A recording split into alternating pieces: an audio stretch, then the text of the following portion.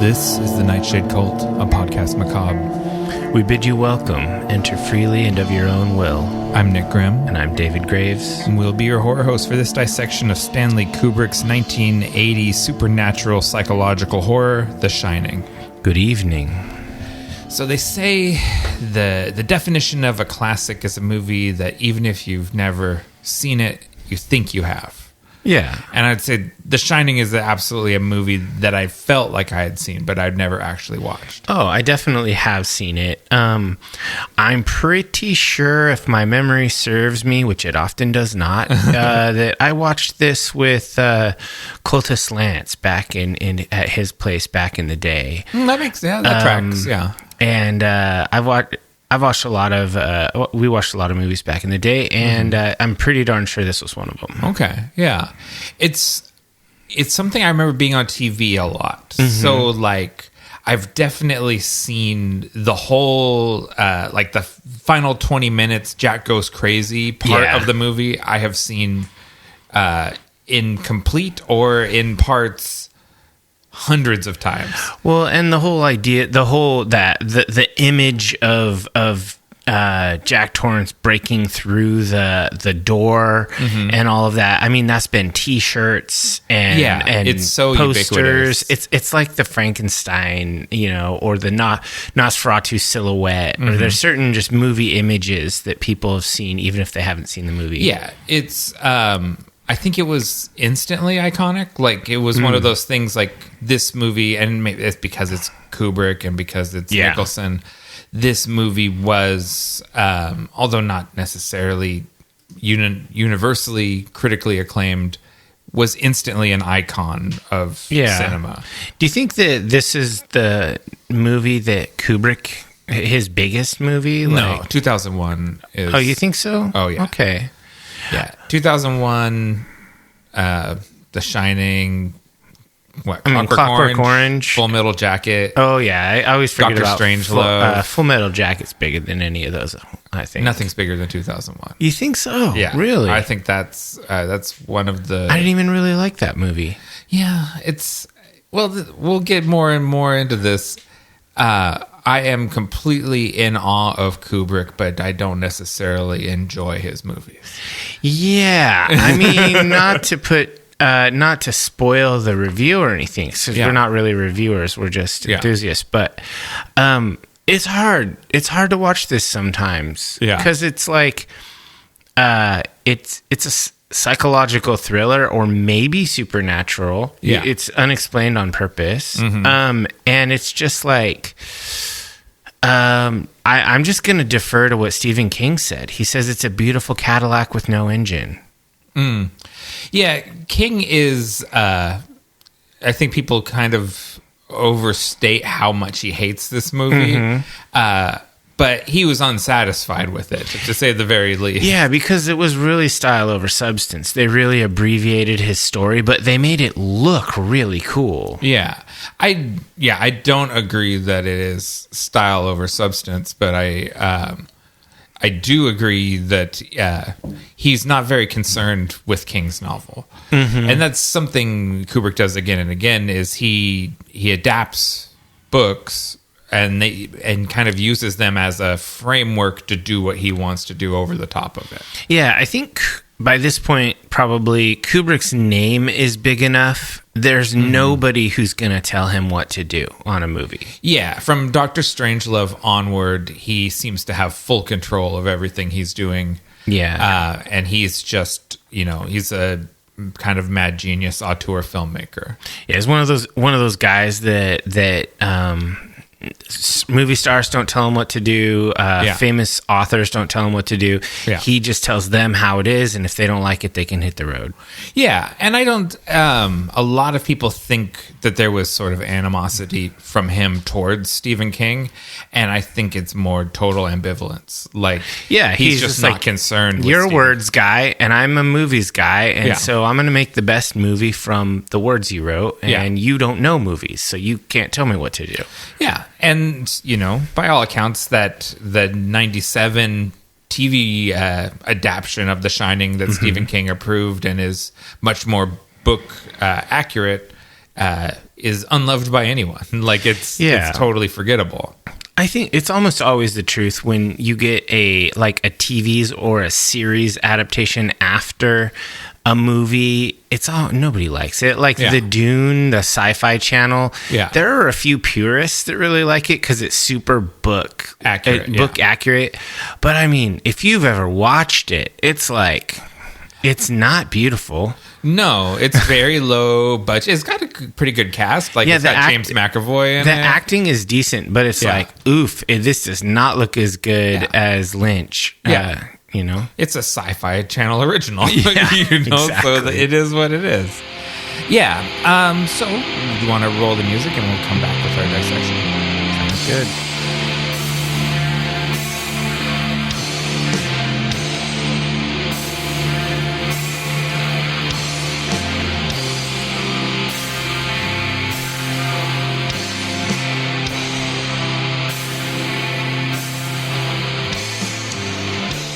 A writer takes a job as winter caretaker for a remote mountain hotel in hopes of getting some serious writing done. But the isolation and the ghosts of the old hotel push him over the edge of madness, threatening the lives of his family. Yeah, this movie was made for $19 million, and it got $48 million at the box office. Success, 2.5 times your budget. Yeah. But that is just the threshold for success. Like it is not a bomb. No, not a bomb. It's also not a smash. Yeah. It's like, okay, they delivered. Yeah. And it's really interesting because this movie feels old when you're watching it. I realize it's put out in 1980, so it was made in the late 70s. Mm-hmm. But geez, it's like this has more in common with it feels way older than watching something also from the early 80s, like Blade Runner or whatever. It just, like the credit roll and the music at the very beginning, it reminded me of watching like a Hammer horror. Yeah, it feels like a 70s movie and not an 80s Yeah, absolutely. It does.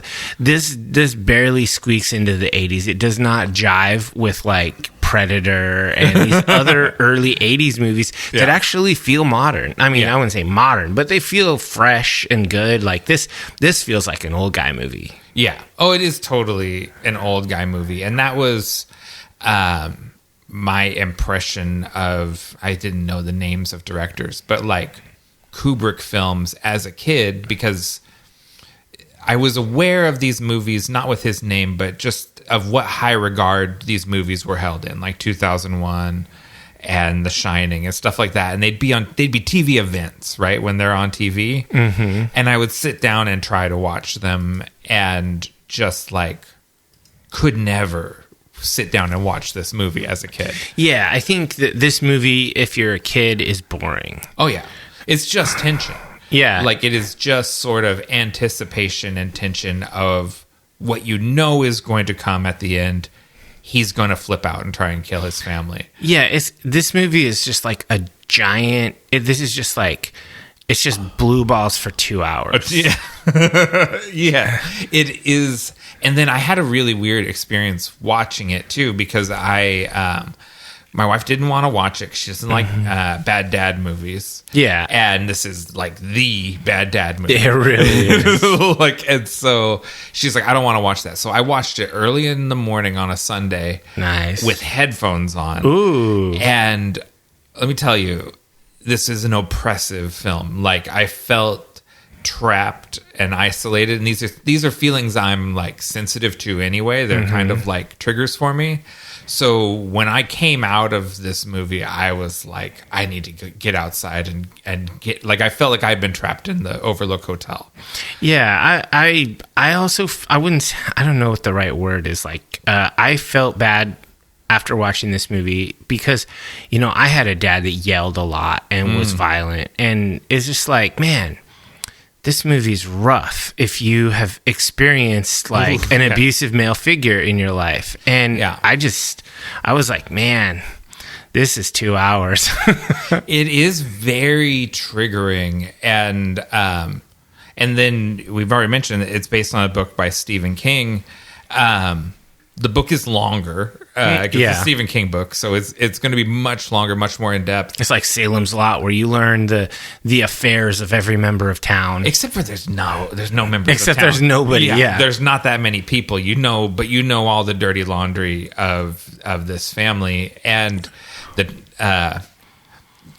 I'd say in the book, Jack Torrance is a more sympathetic character, but still he's an alcoholic and an abusive father. But in the book, it's more clear how hard he's trying to be better. Yeah. Whereas the movie and just what we project onto Nicholson when we see him in anything, you perceive sinister intent behind anything he says. Yeah. Because it's Jack Nicholson, and so you never trust Jack Torrance, even when he's being nice in the film. Yeah, and he's this character, and the performance, we'll get to the performance later, but the writing, the way the character was done in the screenplay, he's just absolutely terrible to Wendy, his wife. Oh, God. Yeah. He's so bad to her. I'm like, just watching it, I'm like, bro, she's so nice to you. Like, she's bending over backwards to support you and go off on this stupid thing you want to do. And then you are so mean and petty. Oh, God. He's so shitty to her. And it is like, it's worse in the book because you are privy to his inner monologue and the stuff he thinks about her. Oh, my God. And it's just like, oh, my God, this poor woman. Like, I mean, let's say this. If your husband comes home drunk and breaks your son's arm, go. Yeah, absolutely. Even if he does get better, the relationship is over. You need to go. So, like, what Wendy's looking to or willing to sort of overlook and move on from is above and beyond. Yeah, she's a saint, if not a delusional saint. She's an abused woman in a lot of situations. People, they're love bombed and then they deal with abuse. Yeah. There's a whole cycle. He's an abuser. He is absolutely an abuser, and the book gets into it more. Here, I wanted to ask you, what is your opinion on details from the book that aren't covered in a film? But don't necessarily contradict anything in the film, because the film is the film and the book is the book. Yeah. Can you take the history that's explained in the book? Can you assume that this is more or less the background of what has happened in the film, as long as the film doesn't contradict it? Yeah, I think so. Okay. So Jack Torrance comes from a very abusive home where his dad was also an alcoholic and put his mom in the hospital. Okay. So he has that history of abuse. Yeah, hurt people. Exactly. And no one's getting help in the 70s. Like, he's thinking, it'd be good for me just to be isolated with my family for a long period of time. Yeah, let's go be isolated. And then what you don't know in the beginning is that it's a haunted hotel. And Danny's a psychic. Yeah. Like, he has the shining, he's got, whatever, hoodoo or whatever, and it's a haunted hotel, psychic kid, drunk, abusive dad, and apologist mom who's just trying to get by. It would not be a Stephen King story if it didn't have a psychic child, a writer from New England, and a supernatural child predator. Like, those are the three like core tenets of a Stephen King story. Right, what you know, I guess. Well, I mean, yeah, I don't want to libel or say anything that I can't walk back. I think things happened to him as a kid because there's just there's really troubling reoccurring themes. Yeah, in like all of his movies and stuff, kids get just treated like absolute dog ass, just the worst. Yeah. And yeah, it has to come from somewhere. Yeah, it just comes up again and again, these concepts. So it has to be. But Stephen King did not write the film. The film is written by Stanley Kubrick and Diane Johnson. And I think now, being familiar with the book, they do a really good job overall of adapting it and streamlining it. Yeah. Because the book spends all the time between the hotel closing and them getting snowed in. It covers all of that. Oh, man. So there's like months of the time when they're living at the hotel, but they're not trapped there. They can still go into town and come back and everything. Yeah. And the movie just skips over that whole part. So we go from them arriving to the hotel and then more or less being trapped at the hotel. And we don't spend a lot of time in the non-snowed in part. Yeah, it's implied. Time passes. Yeah. And then you just kind of move to the creepiness. Yeah. And that's another thing. The movie does not really get deep into this. The book is much more specific. There is sort of a malevolent force that possesses this hotel. Okay. And draws people into it. And so many gruesome crimes have happened here over the years.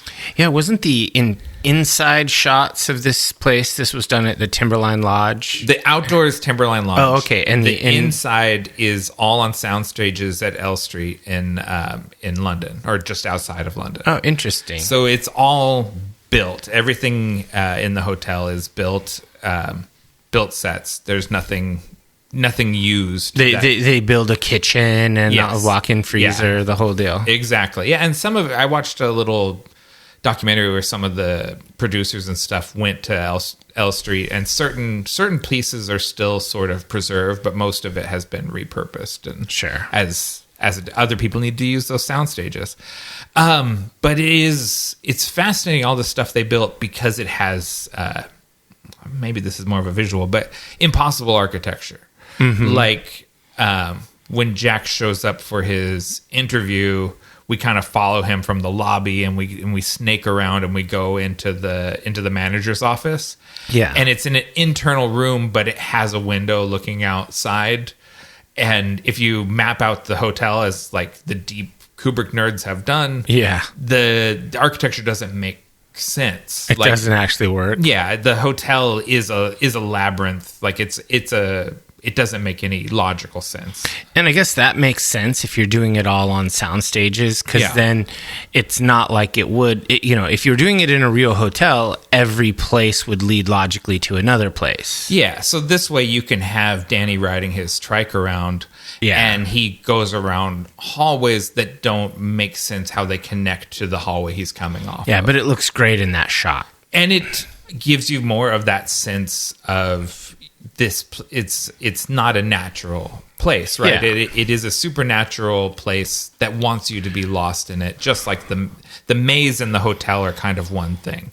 Yeah, and I mean, that's obviously Kubrick is known for his perfectionism and how meticulous he is about everything. That was intentional. There's no way that there's a maze outside and inside is an illogical labyrinth. Yeah, and Wendy says that when Mr. Carruthers, is that what it is? Scatman is giving her the tour. Yeah, Scatman Carruthers. Yeah. But that Halloran is the character's name. Yeah, Halloran's giving her the tour of the kitchen, and she's talking about needing to leave breadcrumbs to find her way back. And then you have like those images of she's out in the labyrinth with Danny, and Jack is standing over the model of the labyrinth and seeming to watch them move through the labyrinth in a sort of malevolent, supernatural way. Yes, that's all done intentionally and set up right from the start. I mean, that's pretty cool. The labyrinth isn't in the book, I'm led to understand. It's a topiary thing? Yeah, there's a topiary garden with topiary animals that come to life. Oh, okay. Like lions and a dog. And they come to life and chase. It would not have been something they could have done in 1979 when they're making this movie. There's no way to convincingly do that. I don't know. Monster makeup is pretty advanced at that point. Yeah, or I mean, you would have to do it as stop motion. That's true. That would be a huge budgetary increase, and I think the labyrinth is more thematically what Kubrick's wanting to get at anyway. So having a hedge maze instead of hedge animals, I feel like that's a fair trade. Yeah, I don't have a problem with that. I think that think that the having hedge animals come to life or whatever would be less scary, less thrilling than having a crazy hedge maze. Because one of the things that I really like in the writing of this and all of that is that it could all be in their minds. Like there could be no supernatural stuff. They could just be crazy. It's just the cabin fever of it. Yeah, but if you have like beasts coming to life and mauling people or whatever, or chasing them, that's less subtle. It's too on the nose. Yeah, and it's, in the book they do sort of like where Danny gets slashed by one of the lions, but then when his parents come outside, they're all back where they were. You know what I mean? So they do sort of still play with that idea, whether it's real or not. But everyone is much more prepared to believe the supernatural explanation in the book than I think in the movie. Yeah, and nobody's done. I mean, it's good that they didn't do topiary, because then they would have been so outdone by later things like Edward Scissorhands and right. Laszlo and What We Do in the Shadows. Yes, he has an amazing topiary garden. Did you happen to come across the documentary? What is it, Room 237? While you were, I don't think looking into this. I watched a bunch of shorter videos and analysis things, but I don't think I saw that one. Because that one, it's a full-length documentary about the different fan analysis of this movie. Oh, and that's meta. It's very deep. And deeper than we're going to go on this podcast, but it's primarily about three interpretations. One, that it's about the genocide of Native Americans. Okay. Two, that it's about the Holocaust, and the third one, that it's about the moon landing and Kubrick's involvement in the faking of the moon landing footage. Oh man, that's tinfoil hat. It is, but it's well supported. Okay. Like, they all make like very strong cases for these interpretations. And there's something to be said for all of them. Kubrick's definitely got something to say about the Apollo missions in it.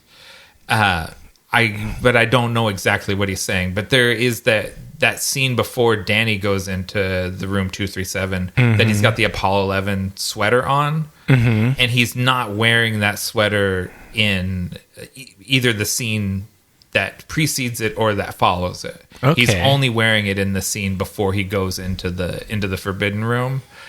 And so there's something there about the Apollo missions, but I don't... It couldn't just be a kid took off his sweater because he's a kid. Because he comes out of the room in the different sweater, and the sweater is torn up because he gets choked by the ghost lady when he goes into the room. Yeah. So it has, and again, do we believe famously meticulous Kubrick has as many continuity errors as the movie seems to have in it? Or are they all on purpose? I think they're all on purpose. Yeah, because before Danny goes into the room, he's playing with his matchbook cars on the famous Overlook Hotel carpet, heavily merchandised carpet. You get socks, sweaters, whatever. And he is sitting in one of the hexagon shapes, right? And he's playing with his cars using the shape like it's a road. Yeah, yeah. And then the ball rolls up to him, and then when the camera comes back to him, the carpet is reversed. So before, he had the pathway open in front of him, and then after the ball rolls up to him, the path is closed. He's in the opposite side of the shape. And then he stands up and he's wearing the Apollo 11 sweater. And it's just, there's something there. It's not even something that I would have seen if it wasn't pointed out to me in a documentary. But there is something intentional happening. You don't just flip the rug around for no reason. And have the kid change a sweater or whatever. It's definitely intentional. There's a message. Yeah, and the same thing with all of the, the Native American ephemera that's all through the movie. That's absolutely not something from the book. That is something that's an invention of the film. And they make that point of the the hotel is built on an Indian graveyard. Burial ground, yeah. The old cliche. Yeah. And so for the people that think that the movie is talking about the genocide of the Native Americans, all of the constant looking back to Native American artwork and symbols all through the film kind of point that direction. And so they would say that the elevator shaft goes down into the burial ground. And so that's why the blood flows out of the elevator. That makes sense. Yeah, but the elevator doors don't open. The blood comes in from the side, right? Yeah. So it's not. It's like how people have their eyes shut to the actual history, but the history still comes. Sure. And so there's just so much. There is so much stuff about this movie that you can get into that feels way over my head to get into it. People really just like want to see things. Yeah, and this movie has been just so thoroughly studied. Yeah, I mean, at this point, it's 45 years old. Yeah. So. The last one of those sort of fan interpretation things I wanted to touch on briefly was where they screened the movie, because someone said that the movie needs to be watched forwards and backwards. Oh. And so there's a version that gets screened sometimes with the movie running backwards superimposed over the movie running forwards.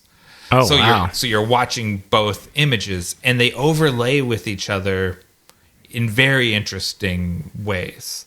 Wow. So that like when Danny is having his first sort of premonition about like what's going to happen, you see Jack stalking through the labyrinth and stuff like that. Like the movie running forwards and the movie running backwards seem to fit together in many different places. Oh man, it's like Wizard of Oz and Dark Side of the Moon. That's totally what I thought about. Yeah. And so that's something, if you're really deep in this, like I think the Tomorrow Theater in Portland has screened it that way. Huh. That is something you can go see if you want to experience this. It seems pretty cool. The shining forwards and backwards.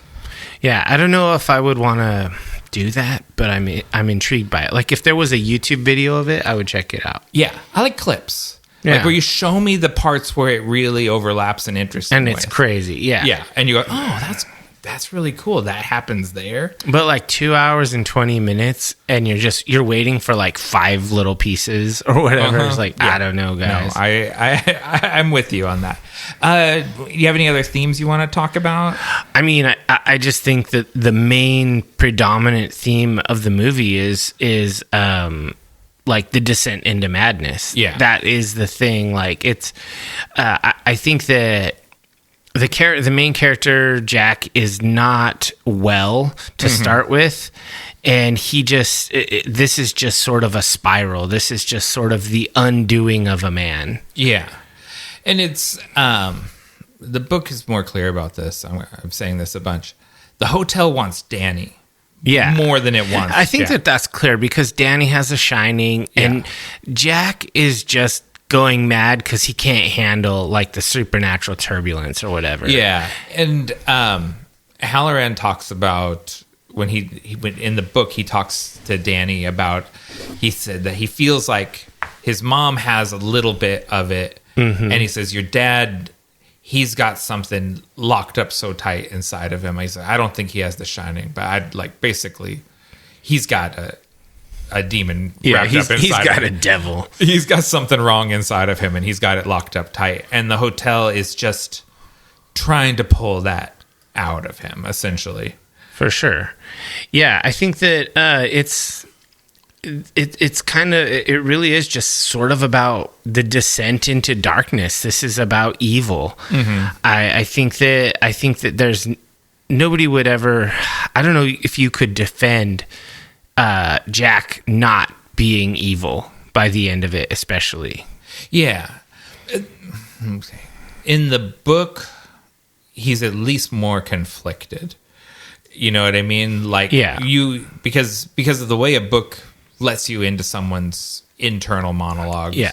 You kind of know he has kind of moments of clarity. And actually, you know what? You do see that in the movie. Yeah. Like when he has his nightmare at the keyboard and he's like, I had this dream, I killed you and Danny. And he's like full on ugly crying and is like very shook up about it. And then Danny comes in and he's just been choked by a ghost. and Mom makes the completely rational decision with only one other person in here and someone who has abused the kid in the past. You obviously did this to him, and then you made up this cockamamie thing about how you dreamed about it. Yeah, I think she's on point. She's like, he said he got choked. You said you had a dream about killing us. Yeah, okay, you heard him. Yeah. Just like you claimed you didn't break his arm before, you were just grabbing him. Yeah, and it was accidental. Yeah. Exactly. And so, and you see how he's very shook up by his dream, but then as soon as he's like accused of having done this, he's furious. How dare you? Yeah, and then he goes off and it kind of immediately goes to the ghost bar to go get a drink. You know what I mean? Yeah, he proves her right, basically, by freaking out. Yeah, he's like, and that's such a great sequence of him walking down the hall and it's every time he passes in front of the mirrors on the wall, he has like his little like angry freak out, and then he walks in, and I think that's the room is not full that time, right? That's the time he goes in the bar and it's just him and Lloyd. Yeah, I think so. Yeah, and it's the first time we encounter Lloyd, and it seems like that is kind of when he has his psychological break. Yeah, and it's he has been staying sober since he broke the kid's arm,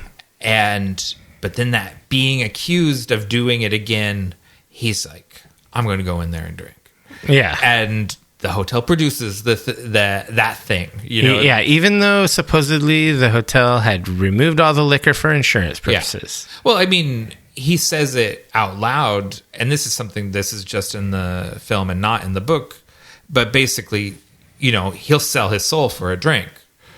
And then Lloyd shows up, you know, as the metaphorical devil. Like, I have a full bar of drinks. If you're selling souls, that's that's currency. I hardly ever get one this cheap. Like, and I'm counting on you to give me your wife and kid too.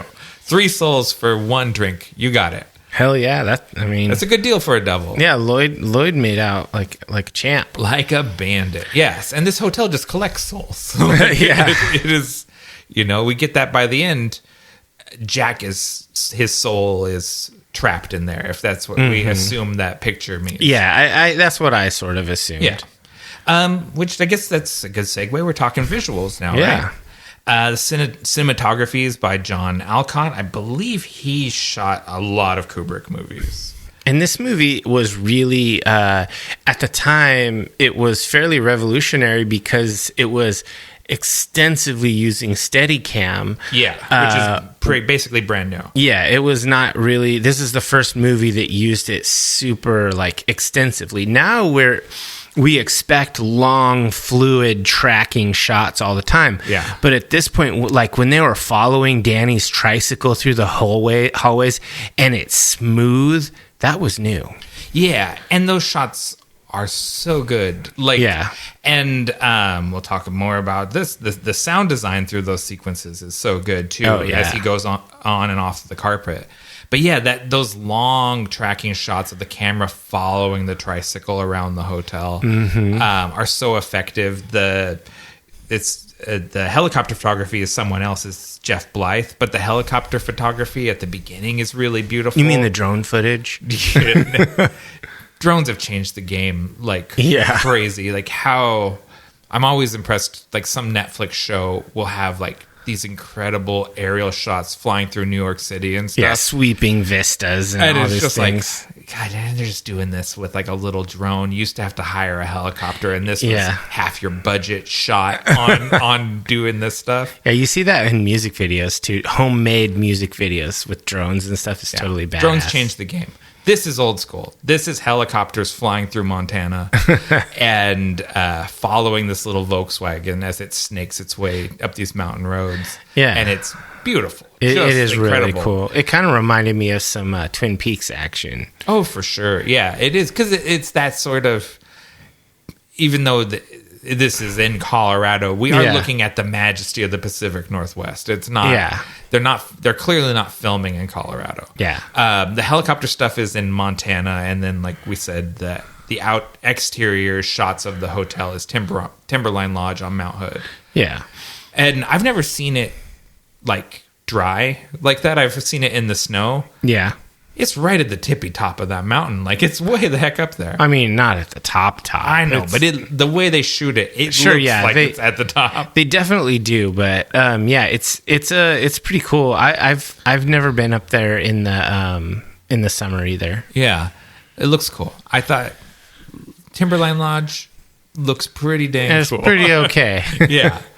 Did you toy with the idea of, like, could I stand being trapped in there for months? Oh, I mean, yeah, I think I could. I think, what is 3 months, 4 months? Isn't it from like September to May? Ooh, that's a little long. That's a lot. It's September to May, I believe. That's like 8 months. Maybe it's October to May, but it's because the roads can close at any point during October and November is essentially the idea. So they don't want guests trapped up there. I wouldn't want that job, but I think I could do it. Yeah, you probably could. You're stubborn and yeah. I mean, time in the military. You'd bring a lot of Warhammer models and books. I'd be painting and reading and writing and walking a lot. Yeah, and you can drive into town well into your tenure up there. Absolutely. It's just and then you have the cool tracked vehicle. Yeah, so they definitely don't have the snowcat in the books. They have a snowmobile. Okay. Which to me is not nearly the same thing, because the snowcat has a cab.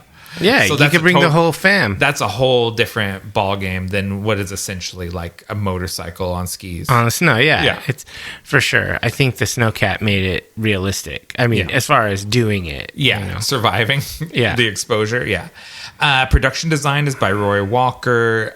Art direction by Leslie Tompkins. And costume design by Milena Canonero. I really like how they have the color red just like all the time through this whole movie, and then of course the famous red rum stuff and the river of blood, and this movie has a lot of red all over it. It is and the red bathroom when the former caretaker, the one who axe murdered his whole family, brings Jack to get the eggnog off his jacket, and they go into that really cool red bathroom. Yeah, I just think that this movie is it's visually stunning. Yeah, it is.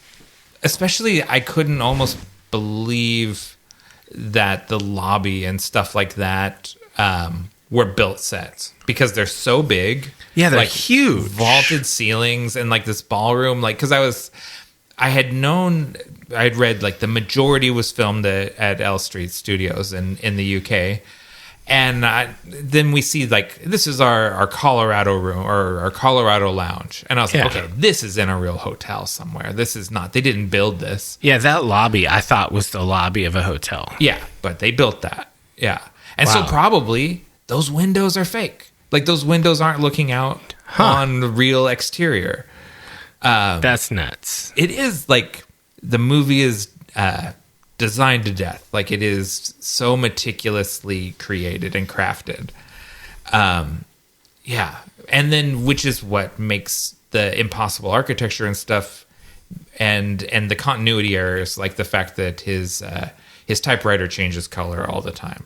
Yeah, from scene to scene, it's always the same brand. It's always this German typewriter, which is part of the Holocaust metaphor. But it's different colors in different scenes as he kind of is progressing down his path. Yeah, those little details are. I mean, that the typewriter changing colors was lost on me. I didn't even notice. I think stuff like that, you don't perceive them on certainly not on your first viewing, but they do lend to your sense of unease. like when you have that sense that things are always shifting a little bit, and you don't really know why. As you go scene to scene, you're like, something feels weird, and you don't know what it is. Yeah, the whole movie makes you feel off all the time. It's you're never you're never comfortable in this movie. Yes, it is. I wouldn't say that it's ever scary, even when it goes into like the murder rampage, family annihilator stuff. I don't think Jack Nicholson is scary. Yeah, but it is uncomfortable.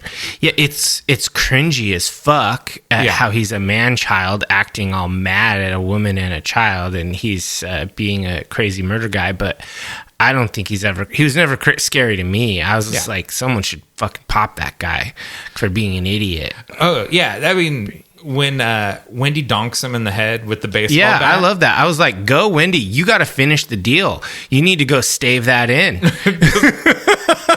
It's true. I was thinking, because she's holding it in this weird grip, right? Where she's got the middle of the bat, and I was like, oh, you're never going to hit with your full force holding it so close to the middle. You gotta really let the weight of the bat come. It would have been a one shot if she had held it from the So from she the hits bottom. him like with the weak sauce hit, but it knocks him down. He's on the ground. All she needed to go is do it all Gallagher style. Smash-o-matic or Sledge-o-matic. Just do work. Yeah. Just get it done.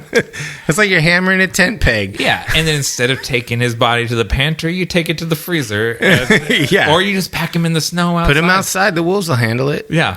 Well, that's where he ends up anyway, is frozen in the ice. I do love that final image of him frozen in the ice. It is sometimes when you finally get the image from the GIF that you have shared a million times. Oh my God. And you're like, there it is. Like, and I knew like as soon as he's chasing Danny around the labyrinth, we're going to get the Jack frozen in the ice GIF is going to happen.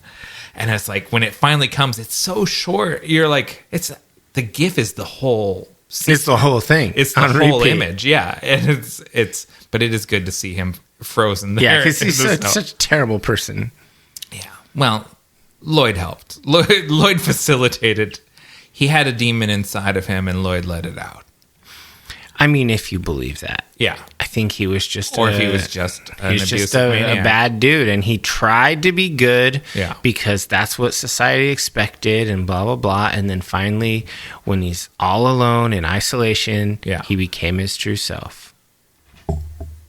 He had no external pressure. That's true. Well, unless you think the hotel is an external pressure. Yeah, I don't believe in hocus pocus. You don't believe in hocus pocus in this horror movie about a psychic boy and a haunted hotel. Yeah. Oh, I just think the boy's crazy. The boy is delusional and the dad is abusive. The only person I identify with this movie is Wendy. Yeah. I like Halloran an awful lot. Actually, I liked him too. I was like, why don't we have a movie about Halloran's life? That would be really interesting. Yeah, when and I'll say this, he survives the book. Nice. And so I was, because I don't know what, like maybe it's Scatman Carruthers, and like he's the voice from a bunch of cartoons when we were kids. Like he's Jazz and Transformers. Yeah. I hear that guy's voice. And I don't know him as a musician. I know him as a voice from my childhood. Yeah. You know what I mean? And so he has this voice that like, oh, I trust this guy. Like when I hear that voice, because he has this childhood voice. And when Jack kills him, it's legit like one of two scenes in the movie that made me actually jump. Like, because I was like, oh, God, no.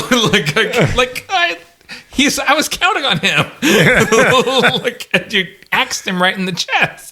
That was brutal because it's right out of the blue, like just boom. Yeah, and he's so good intentioned, right? Like he's gone. He's left St. Petersburg, Florida, and his cushy summer job or winter job. He's a snowbird, and he's gone back to Colorado. He doesn't want to go there, but he's got to save that boy because they both have the shine, and he's identified with the kid. Yeah, he's got to save him, and he gets an axe to the chest. It's fucking awful. Yeah, that was brutal. Yeah. There's really good effects, though. The red was really bright. Yeah, on his puffer coat, yeah.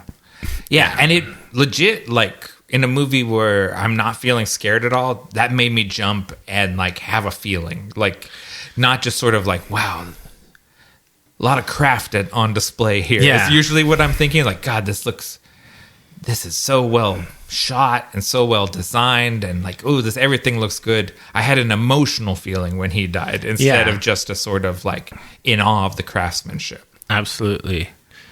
Anything else to say about visuals? No, I think we've kind of covered it. I mean, Okay. it's just beautiful. I mean, I guess the practical effects for the dead woman in the tub scene. Oh yes, So gnarly. very creepy. So gross. Yeah, I like so the detail of her first seeing her as young and sexy before we get the rotten corpse vision of her. That's a detail for the film. In the book, it's always the rotten corpse. Also, the book goes more into detail about the guy getting the blowjob from the guy in the dog suit. That's something that is thoroughly explored. That's Stephen King's he's got a persona. You think he's the guy? Yeah, he's the guy in the dog suit. He's the guy in the dog suit. He's not the guy on the bed. Yeah, he's the dog suit guy.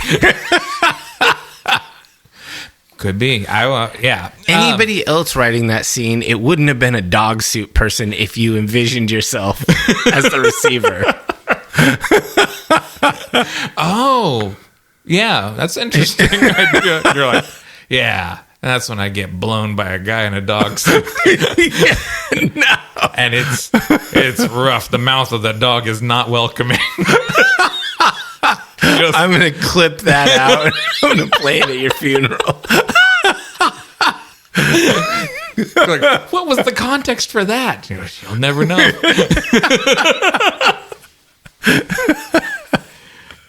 What were you saying? Oh, I was just commenting on the practical effects. Commenting on the practical effects of the rotten corpse lady. It was gross. Like, I looked at her and I was just like, ugh. Yeah. I had the icks. Yeah. So backstory on that woman, since we're talking about her, is she was the wife of a lawyer from New York who came to the hotel with her like young hunk side piece. Okay. And he skipped out on her basically and left her there, and she OD'd on pills in the bathtub. Gross. But yeah. So and that's how she becomes one of the spirits. She joins the wraith locusts or whatever. Yeah, exactly. Because there's like an evil dark tower demon that inhabits this hotel, and it sucks souls into it. Well, I mean, since I relate everything to role-playing games, various sorts. Right. This is a Wraith, the Oblivion game. Oh, okay. Where people go into a hotel haunt, that's a haunt for wraiths. Yeah. And he gets lured in and offered, he eventually becomes one of them. Yeah. They recruit him, and through the process of it, the whole thing, it's a cycle of getting him to devolve and give up his earthly fetters, which is his family and all of that. Gotcha. That's how I interpreted this. Okay, that makes sense. And what the hotel wants Danny, because he is such a source of psychic power. He would have so much pathos, which is like their rocket fuel. Yeah, like basically he's the reason why the hotel is able to physically manifest and affect people is because it's feeding off of them. He's there. Because if there's nobody with the shining there, it would be less powerful. So why was Scatman there all the time? He's just fueling it. See, and that's okay. This is more story stuff. So they hang out in the kitchen a lot, right? Mm-hmm. Because that is his domain in the hotel, and he sort of had filled that place with good energy. Oh, and they talk about how everyone is more comfortable and easygoing in the kitchen than they are in the rest of the hotel because of the psychic imprint that he had left. This is good vibes. Yeah. And then in the book, he has talked about how he's not going back to the Overlook Hotel next season. Like, he doesn't want to go back. He's done with it. He's done with it because he had an encounter with the ghost lady in the room and didn't want any more. That's why it's locked up. Yeah, that's why he tells Danny, don't go in that room. Like, there's nothing in there that can hurt you, but just don't go in there. You know? He should have straight up said, there's an evil ghost in there. Don't go in there. Yeah, but he's trying not to scare the kid because he's going to be He already said he's psychic. That's true. You can't lie to a psychic kid. He's like, you're a magic boy. That's normal. That's but normal. don't go in that room because reasons I won't explain. Yeah. I mean, he's what does he say that? He's like, they're just like pictures in a book. You ever seen pictures in a book that scared you? It's just like that. Yeah. And so he doesn't know that Danny goes in there and she can actually touch him because his shine is so much stronger. I guess that makes sense. Yeah. So let's talk about the sound design and the music. Okay, sound editors Dino DeCampo, Jack Knight, and Winston Ryder, and music editor Gordon Stainforth. And I put them all in one bag together because the sound design and the music design is all intertwined with each other. Yeah.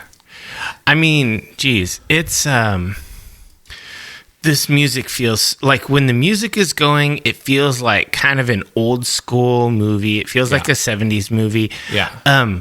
But then they do a lot of things with sound design. Like, it's just like, okay, so someone's walking through one of the people are walking through the hotel, and then there's just sort of like a screeching drone in the background, like a high-pitched moaning, screeching sound, and you're just like, oh, this is so off-putting. Okay, so the original music is by the great Wendy Carlos and Rachel Elkind. Mm-hmm. Wendy Carlos, pioneer of, like, basically the inventor of ambient music and one of the pioneers of electronic music. Okay. And transgender on top of it, like, and transgender in the 60s. Yeah, back then before they really even had words. Before we used that word. Yes, yeah, exactly. Wendy Carlos is just like a pioneering person. And the two songs that she and Rachel Elkind composed, those weird Moog analog synth sort of droney parts at the beginning of the movie are just heavy vibes.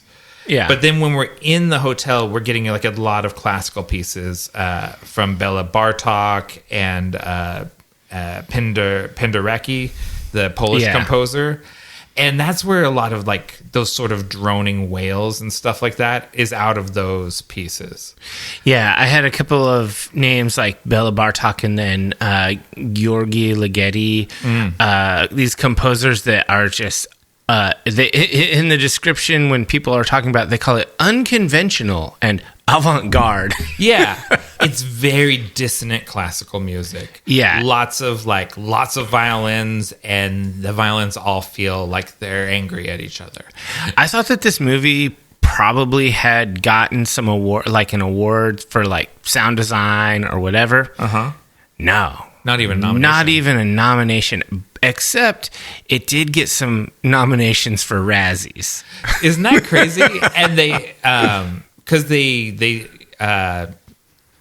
what's her name? Wendy, God, why am I spacing on her name? Shelley Duvall. Yeah. Shelley Duvall, they rescinded her Razzie after they found out how badly she was treated by Stanley Kubrick. Yeah. And we're like, basically like, oh, this feels like it's in bad taste. It's like, that's punching down for sure. Exactly. Yeah. I don't think she was that bad. Like, no, I think she actually is one of the standout performers. Yeah, she was actually like a human person that you could identify with.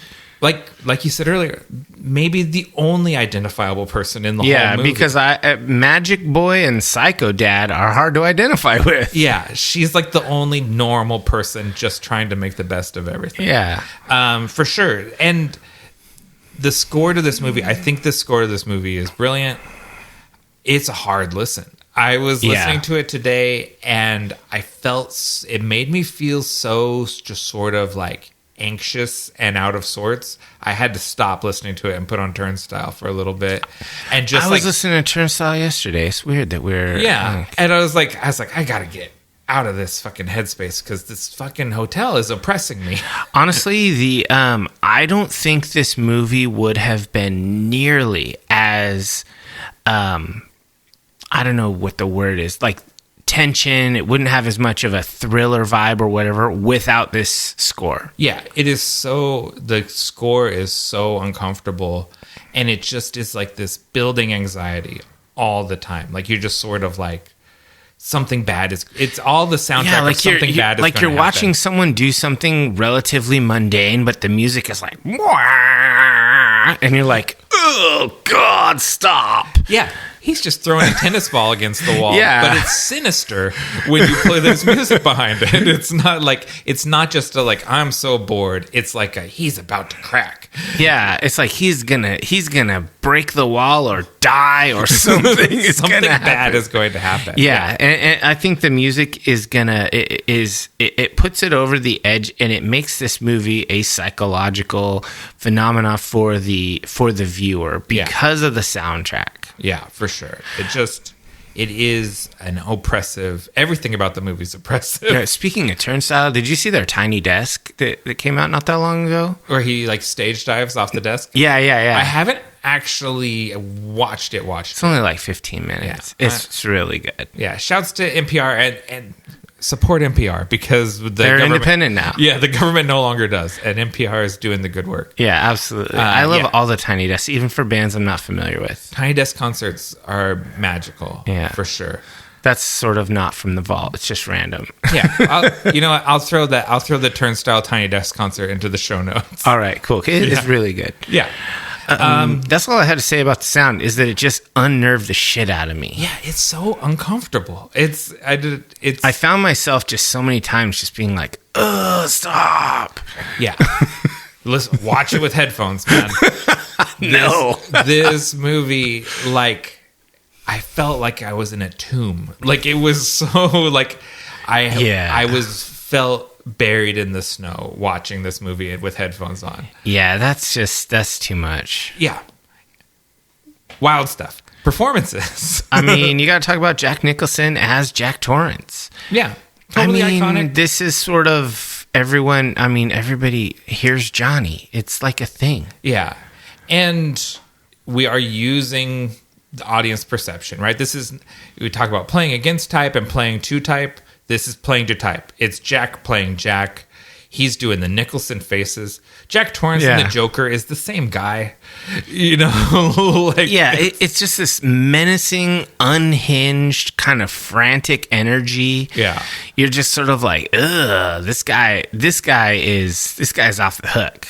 It's really the scene I watched behind Kubrick's daughter shot like a behind the scenes documentary. And so there's all this stuff of them getting ready for these scenes and Nicholson coming there into the hotel room, and he gets his axe and he starts kind of like doing like jumping jacks to get his heart rate up, and he says, he goes, axe murder kill, and axe murder kill, and like he's swinging the axe and just sort of getting himself into the murder mode. Nice. And it's funny to watch his process, because I don't think, not a method actor at all. Like, he's not one of those people where like, I'm really inhabiting this character. He's like a switch on, switch off, show up to the job kind of actor. And it's just interesting to watch his process. Yeah, that is interesting. I've never really cared about his process, but it doesn't surprise me that he's not method. Yeah, I'm a huge Nicholson fan. Like he's a big.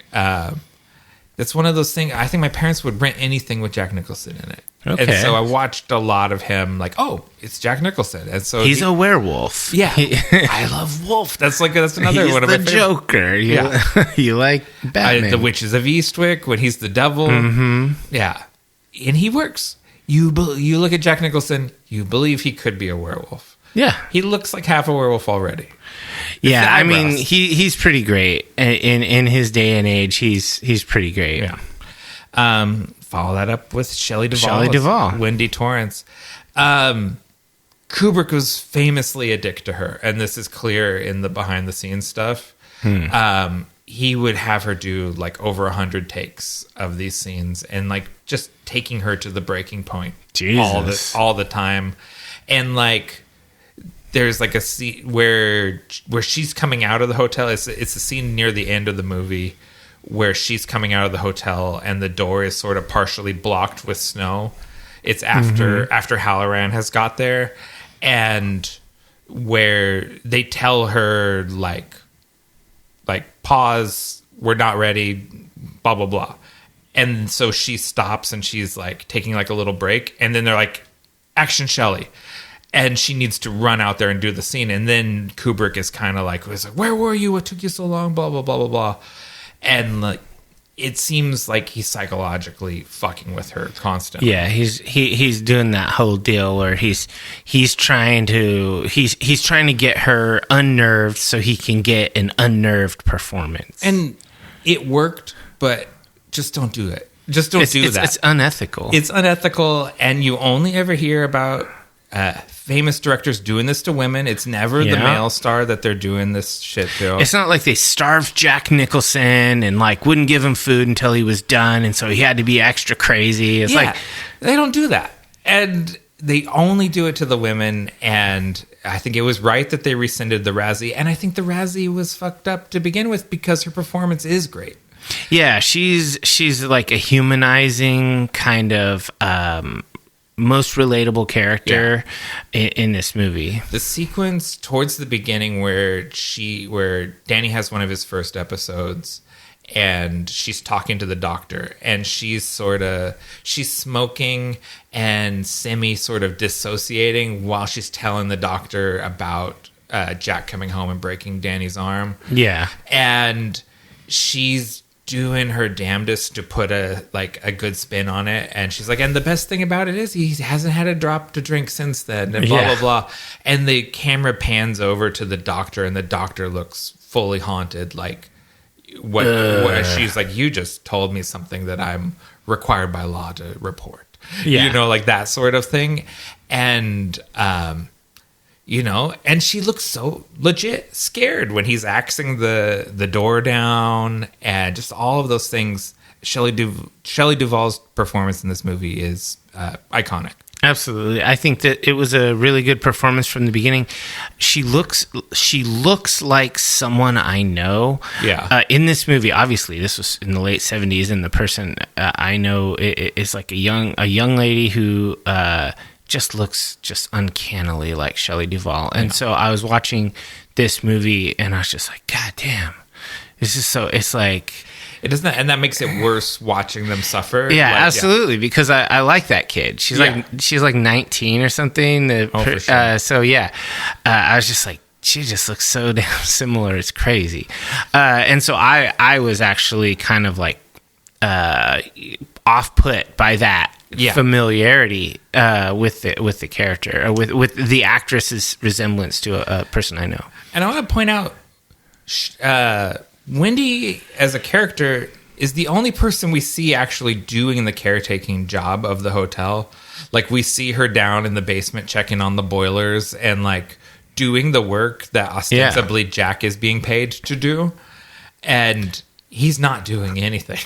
Oh, I think it's very clear that Jack is garbage. Yeah. And she's the full custodian of their child. He does no parenting. He's also not a very successful provider. Like, he doesn't hold up his end of the bargain. Well, we didn't talk about this. He got fired from being a teacher because he attacked a student. Yeah. And fair play, the kid slashed his tires on his car. Sure. But he beat the living shit out of the kid and gave him a concussion because he bashed his head against the Volkswagen. Oof, that'll get you thrown into jail in the modern day. Yeah, which is why he is no longer a teacher and why he needs to take this job as winter caretaker. Yeah, that's crazy. Yeah. Yeah, Jack Torrance, bad guy. Yeah, we agreed it's Wendy. Wendy is the best one. Yeah. And then we have Danny Lloyd as Danny Torrance. Yeah. Kid actor. Kid actors does okay. He does okay. There's things about, he has some legit unnerving, creepy sequences. But he is a kid acting. It's not like I never for a second believe this performance. I never believe it. It's just a kid acting. And the red rum scene, I'm just like, shut up. You're annoying. It is not scary. No, it's annoying. It's not scary. Yeah. Tony wants to talk to you. I'm doing the finger thing. Yeah, because you can't see it. That's good pod. Nick doing the finger thing. Yeah, I did. What when Danny's not there and only Tony can talk? That's a little creepy. Sure, he does his best, and he's not bad. And he's fine. And he's really young. Yes, he's very young, and I'll give this one to Kubrick because I was expecting to see that poor kid get traumatized too. Yeah. And in all the behind the scenes stuff, he seems like he's having the time of his life and everyone loves him and they're just running and playing with him and he's having a great time. Yeah, so I don't think he had the terrible experience. He just, this was a fun thing to do over the summer or whatever. That's awesome. Yeah. Next I've got Scatman Carruthers as Dick Halloran. Yeah. Kubrick also famously fucked with this guy and made him do over 100 takes of these scenes. Which is crazy because his performances are so good. Right? It was like... And I always wonder, it was like when they did like over 100 takes, which one are we watching? Because if it's like take 1 through 3...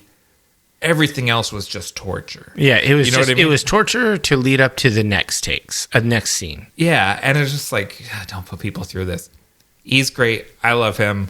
He doesn't have a whole lot of sequences. I love his fucking cool bachelor pad in Florida. Yeah. With the Soul Sister nudie posters on the wall. The nudie posters are so funny. I was like, okay. Yeah, he's living that... late middle-aged, early geriatric. Yeah, he's not inviting anybody over. If you come over to Dick Halloran's house, you know what it's about. You better be ready for nudie posters. Yeah, cool guy, real cool guy.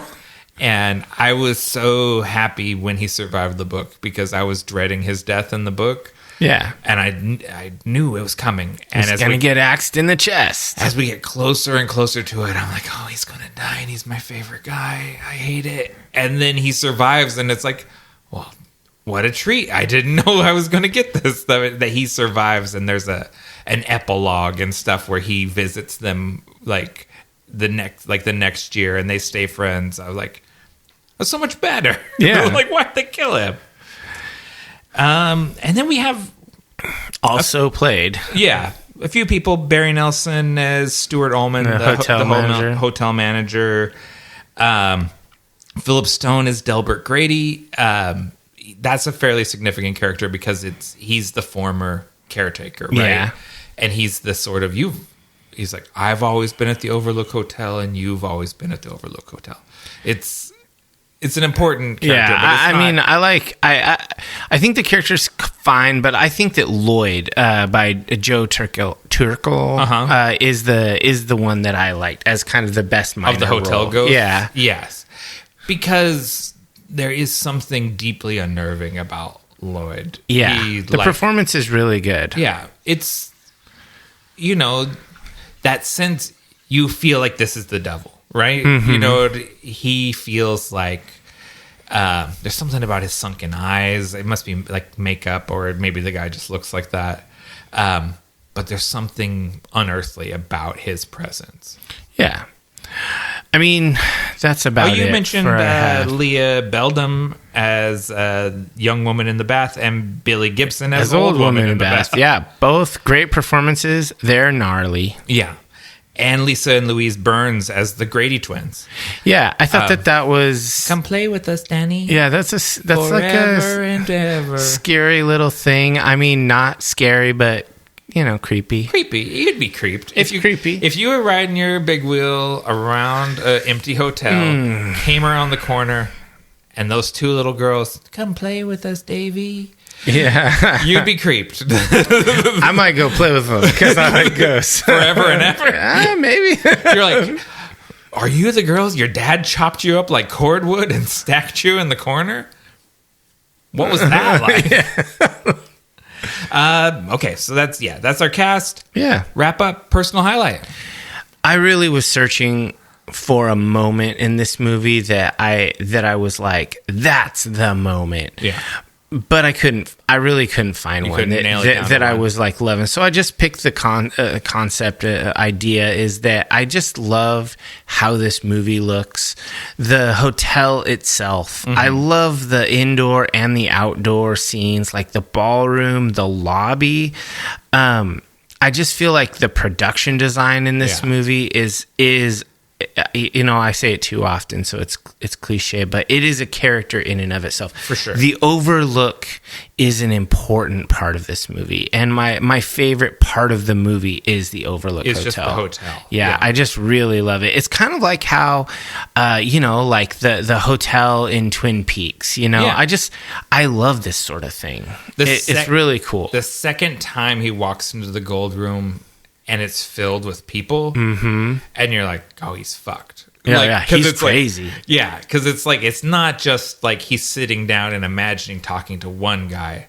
He's got a whole ballroom full of people now. Yeah, it's not like nowadays where you could literally just have like an AI buddy that you talk to all the time. Yeah, like an app. Hey, Lloyd.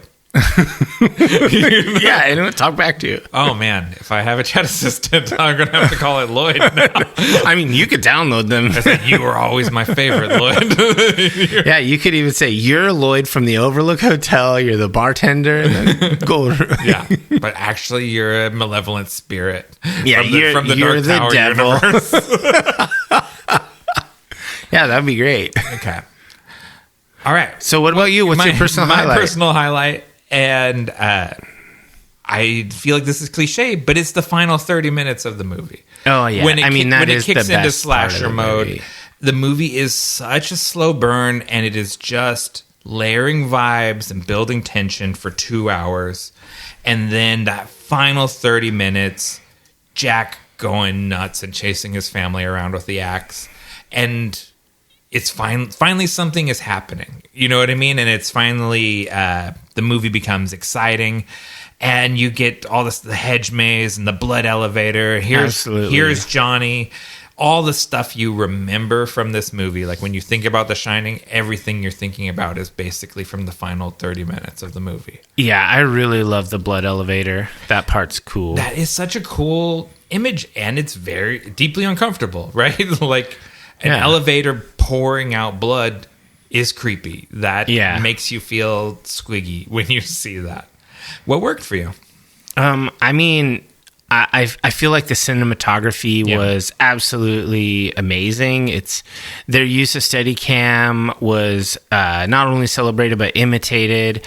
I feel like the way that the movie is composed, the shots really make use of those beautiful sets. It's just really well shot. I would say second point, nebulously vibes. The unsettling atmosphere. It's not like horror movies of today that rely on jump scares and like crazy violence or like weird psychological torment that's like, like Saw or whatever. It's not torture porn. This movie is just unsettling, and it's creepy, and it's like a crawling pace. And I think that vibe is hard to replicate on purpose. Right. And then lastly, I feel like it would be impossible not to say that Jack Nicholson's performance is anything other than iconic. So that worked for me. I don't like the character. Yeah. I don't like the writing, but damn if Jack Nicholson doesn't play it well. In the book, it's a croquet mallet and not a axe. Oh, okay. Or it's technically a roque mallet, which is the older British form of croquet. All right. I don't think you could knock down a door with a roque mallet. I think the handle would give before you got the head. Absolutely. Those things are flimsy. It's got a very thin handle. Yeah. I think the axe is a better play. Yeah. So what about you? What worked for you? Almost the exact same things. Incredible visuals, cinematography, production design, symbolism. The music and sound design is so eerie and effective. Just like we said earlier, the way the avant-garde classical music is layered with this stuff, like the sound of Danny's tricycle going it's just brutal. On and off of the carpet, and just like it's so immersive feeling. And then Nicholson and Duvall's performances are both just totally iconic. because Danny is a little kid. Yeah. It is really a two-hander between the two adults in the movie, right? Like it's Nicholson and Duvall's movie for the most part. Mostly. And they're both great. They're both exceptional. What didn't work for you? Jack. The character? Yeah, the character Jack Torrance. He irritates me. Like, almost every scene, like, from the beginning to the end. It's like, in the beginning... Oh, you're kind of a abusive, neglectful prick. Yeah. And you're an alcoholic, and you try to blame your abuse of the kid on the kid. Classic. And he yells at Shelley for literally no reason, or Wendy, sorry. Yeah. For literally no reason when she's just trying to be nice. Like, this is just basically so.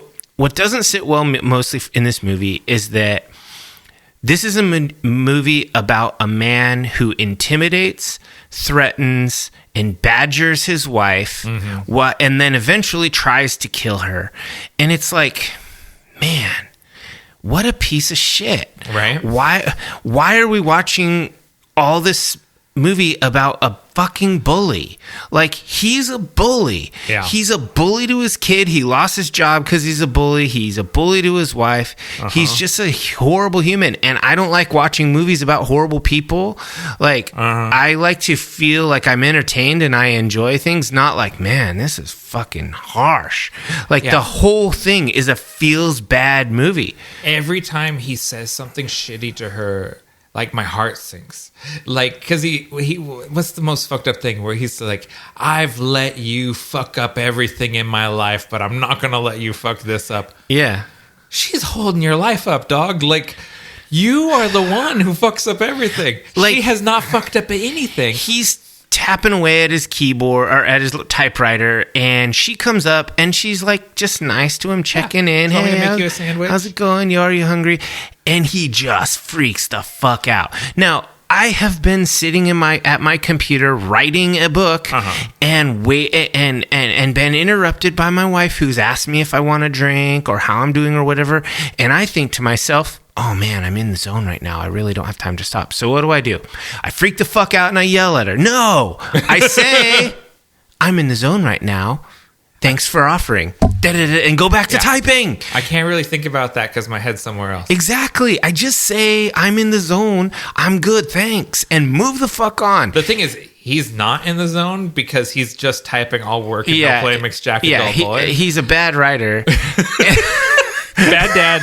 Bad writer, bad hotel manager. Terrible teacher. Terrible, yeah, fired from that, rightfully.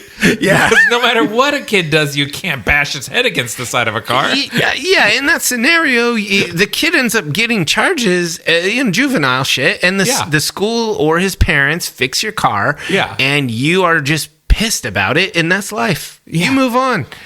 I mean... Not Jack Torrance. Yeah, so... He's a man of action. I hate Jack, and it's a movie about Jack, so that didn't work for me. What about you? That's really fair. I completely concur with all of that. I also hate Jack. The book does him better, but still, like, when he bashes his own head in with the croquet mallet in the book, and you're like, good, about time.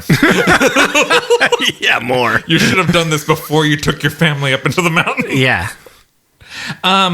So it's the paradox of Kubrick for me. Mm-hmm. I am just dumbfounded. Like, I'm awestruck by his level of craft. I think he's an incredible filmmaker, and his movies leave me so cold. Like, I don't emotionally engage with them. I'm just sort of amazed by them. And that's not, like, I never want to go back to that. Like, I'm always sort of like, well, I can check that off the list, but I'm never like, I'm going to sit down and watch 2001 for the mood. You know, it's like, oh my God. 2001. Buckle up. This is going to be a long one. That's how that's how I feel about Kubrick movies. And so it's like, I know it's great, but it's just not like my favorite thing. Kubrick makes movies about nothing. Like, ultimately, the movies are about nothing. Well, they're just about people going mad and being horrible.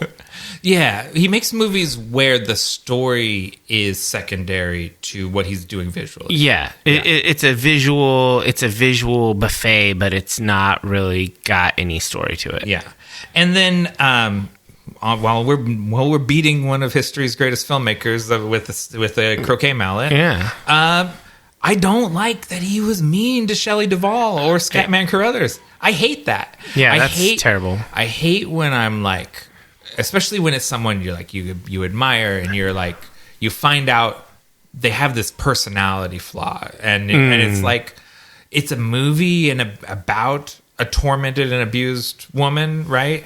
And so we've kind of psychologically tormented her in order to get an authentic performance. She's a professional fucking actor, and she can give you that performance without you fucking with her.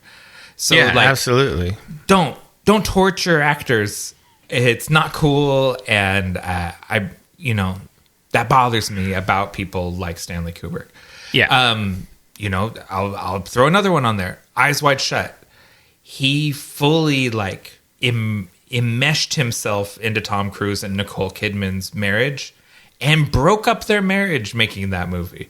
Like, inserted himself in between them and played them against each other in order to get this performance that he wanted of this fraught marriage in the movie. And they ended up getting divorced. Like, he broke up a family for the sake of the movie. Whatever we think about Tom Cruise, that's also fucked up. It's just like that's a fucked up thing to do. And that poisons the sort of the Kubrick for me. Sure. I totally am on board with that. Yeah. Final thoughts and rating. So if I was rating this on how much I liked how much you enjoyed watching it, it's a 1 or a 2. Okay. But we don't do that kind of thing. We try to be objective. Here, we try to be objective. And I think objectively, it's a pretty masterful demonstration of the undoing of a man with a devil hotel or whatever. Yeah. I mean, that old trope, the devil hotel. And so I have a hard time with this one because I thoroughly didn't enjoy this movie, and I wouldn't recommend people watch it generally unless you're a cinephile who's really just trying to like dissect the Kubrick method or whatever. Right. Like this is not for everyone. No, this is not for just like, let's put it on because we're going to enjoy this movie, because I didn't enjoy it. Right. And I don't think most people would enjoy it. I think saying you've watched it and you liked it is something that people say because they want to front. Yeah. I don't think most people enjoy this movie. So, I saw an interview with Steven Spielberg, who, and this is someone, he was very close friends with Stanley Kubrick. And he said when he first watched The Shining, he didn't enjoy it. Mm-hmm. And he was trying to think of positive things to say to Stanley when he asked him about it, because he really didn't like it. And he says over the years, it has become a movie that he watches religiously. Like, it's one of his favorite movies now. And it's that kind of movie that you have to sort of inoculate yourself with it or something. You know what I mean? Yeah. You have to keep going back to it and maybe so peeling it. But that's a lot to put yourself through. It's not anything a normal person is going to do. So I just fall back on my thing that I think this is a qualified recommend. It's only for certain people. Yeah. So that makes it a 3-star movie. Okay. What about you? I went 4. It's one of those things where, I feel like logically I'm supposed to think this is a 5-star movie. I think I'm supposed to say it's a 4 or 5. Yeah, I'm supposed to think it's a 5, but it was such an oppressive experience watching it that I just can't go there. So I can say it is an absolute masterfully made film. And if you are a student of film, like you said, a cinephile, a cineast, if you're doing film studies, you're going to watch this movie and you're going to go over it in meticulous detail. Yeah. It is part of the canon. But no, I didn't like it. This movie was more enjoyable than Firewalk with Me. Yeah, but it's a similar experience. Yeah, right? it's a harrowing journey to get through it. I'll just go ahead and take this bold stance. I don't like watching women and children being abused. It bums me out. That's very bold. I'll take an actually controversial stand. I don't like Stephen King adaptations. we've got one more coming this year. They tend to be shit. I have this feeling, and this, I get the really strong impression that I would not like Stephen King as a person. Like I've watched YouTube talks of him when he talks. He has a famous book on writing, called On Writing, and he gives talks, and he's really like engaging. Like he seems like he would be a cool guy to talk to about writing and about like various things. Okay, so like I think he probably he's up cool. He's up his own ass because he's like the most successful author of all time, pretty much. Yeah, but. He seems okay, dude. He seems like I don't want, like, he's very influential, right? Like, he's a pillar of, like, the genre of, like, horror. And if you follow his Twitter, I mostly agree with him. His politics seem right on. I think he might have been on the Epstein list. Release the files. Yeah, I want to know for sure. I don't want to say, but I can't endorse someone who's been to Pedo Island. Yeah, I feel like he's been on the plane at least, but a lot of people have. Yeah, Bill Clinton. Yeah, well, Bill Clinton way too many times. Bill Clinton, it's not even a question. Yeah, there was like the Clinton suite on the island. Yeah. Anyways. Yeah, I don't want to disparage Stephen King. And Shawshank Redemption, I'll fuck with that. Yeah, that's a pretty good movie. That one's great. Yeah. So, yeah. Dark Tower's pretty good too. Yeah, but you kind of got bored of it, didn't you? A little bit. Yeah. But it's just because it's a Stephen King style. It's like meandering. Yeah. Ponderous. It never gets to the point. That's why I liked the pace of The Running Man. The Bachman books, I don't have the enough depth of knowledge to say this for sure, but I feel like the Bachman books are pacier than the King books. Time to deep dive Bachman. Yeah. What are the other ones? The Long Walk? Yeah, I want to watch those boys walk till they die. Jesus. What's wrong with him? Awesome. Yeah. Why don't we take the break and we'll come back. First I'm going to give you the ratings from the world. I'm sorry. They agree with you. I'll just put it that way. Okay. IMDb 8.4, okay. Rotten Tomatoes 84%, and Letterboxd 4.2. Okay. So I was on the verge of giving it a 4 because of so many innovations, blah blah blah. But I just didn't enjoy it that much that I had to ding it a star. Yeah. So yeah, it's probably a 3.5 movie. Yeah. All right, so now let's take a break. We'll come back with The Vault of Darkness.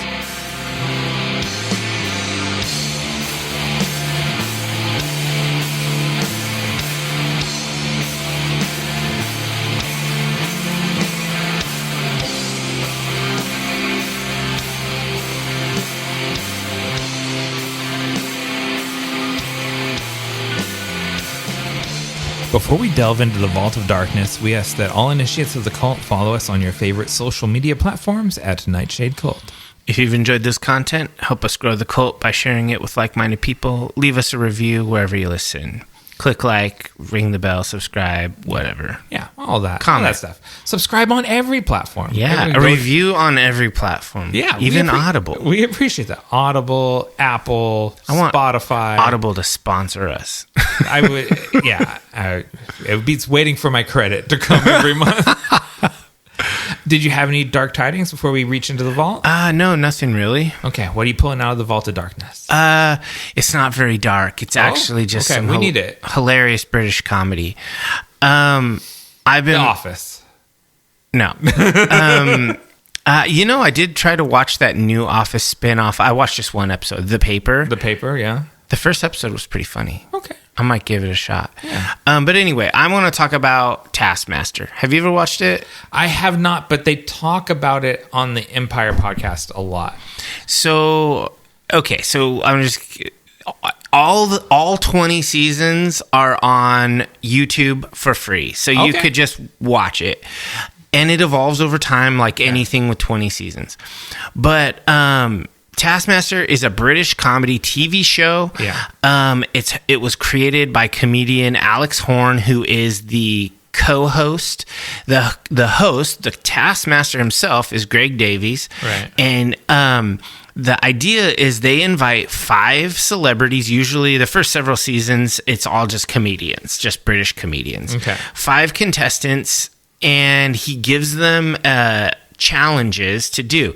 And so they're sitting on stage talking about the things, and they have all individually previously pre-taped themselves doing the challenge with Alex Horn. Okay. And so they show up wherever the challenge is at, and then they do the challenge, and it's always like something like timed or whatever, and then they are ranked at how well they do the task by the taskmaster, first place to 5th place, and they achieve points, and then the winner is the person with the most points at the end. And it's the same comedians for the whole season. They call them series in Britain. Yeah. And then there's a series champion at the end of the season. Okay. And then they have had multiple champion of champions seasons with all winners. Okay. This shit is hilarious because it's as simple as that. The game show premise is very simple, but the creator's a comedian, the host is a comedian, and all the contestants are comedians. Right. And so it's just funny as shit. Yeah, and the impression I have is that it's not crazy competitive. It is a lot of times more about the funny way of handling it's like things. How creatively can you solve the task? Like one of them. So it was like a windy day, and they're at a park, and there's a hill, right. And at the top of the hill they've put a yoga mat, and down at the bottom they have 3 like yoga balls, the big huge bouncy balls, whatever. Right. And there's 3 of them, and the task is you need to put all 3 of these yoga balls on that yoga mat, and as soon as you get them all 3 there, touching that yoga mat, time. And you win. And then you watch all the different comedians try to do it. Like one guy, he's carrying 2 and kicking the 3rd, like soccer ball, up the hill, and the wind blows and it kind of blows it off, and they're like cursing with their fancy English cursing and stuff.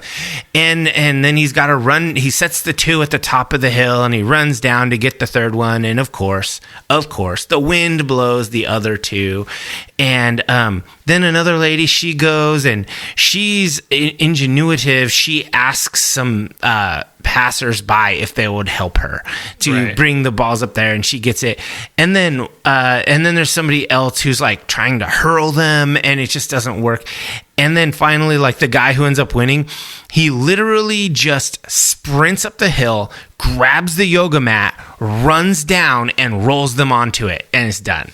So he competed. He completed it in the most creative way while staying within. And there's no rules as far as how you have to do it. It's letter of the law.